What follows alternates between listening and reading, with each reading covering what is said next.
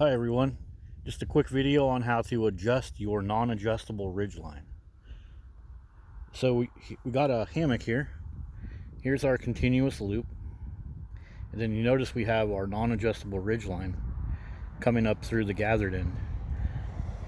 So normally we would just take this non-adjustable ridgeline and go over the continuous loop and then let it do its thing. It's going to control the gathered ends of the hammock from going out too far because this hammock has a bug net, and it controls the lay.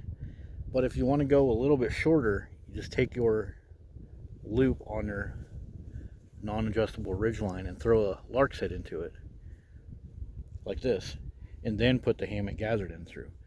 And if you want to go even shorter, take that lark's head that you made and pull a little bit more through, and then you can do another lark's head. So you can basically stack lark's heads on top to shorten it up, and it'll basically make your hammock have more effective width, because you're going to take about 1 inch or 2 by stacking the lark's heads right there. So now we're at the other end of our hammock, and I'll show you another neat trick you can do to tune the lay of your hammock. So where's the ridgeline on here? Like you don't see it.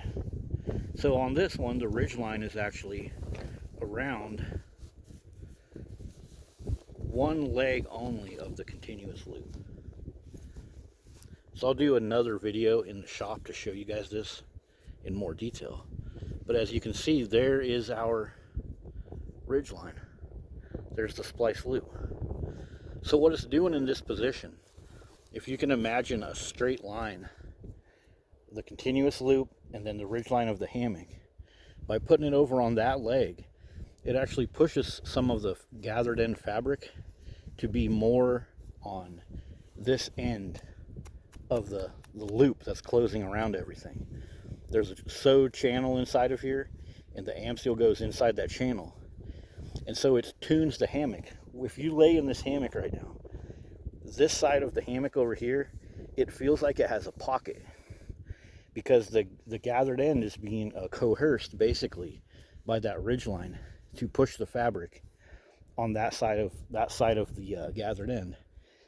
So you have more of a radius, like this fabric can open up. So if your head is laying on this side, or your feet, versus this side over here, it feels like you have a pocket. It feels like it has more. And I could flip that effect around by taking that loop of the static ridgeline, the fixed ridgeline, and if I put it over here on this other side, over by here, it'll tend to push the fabric away from that side and create the opposite effect. So you can actually tune your gathered in hammock by taking that ridgeline and placing it at a certain location.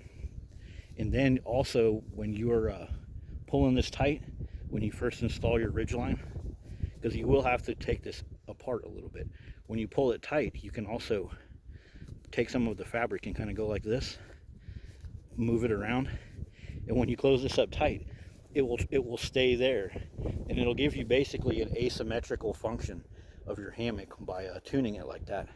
And the ridgeline will help you. The ridgeline will be in place, kind of coaxing that fabric to stay once you lay in it. So there you go. That's just one way to shorten your static ridgeline, and another way to attach it that will help change the lay of your hammock by pushing some fabric over here or over here. I'll show you a closer up video of a hammock completely opened up later on. Thanks. See you later.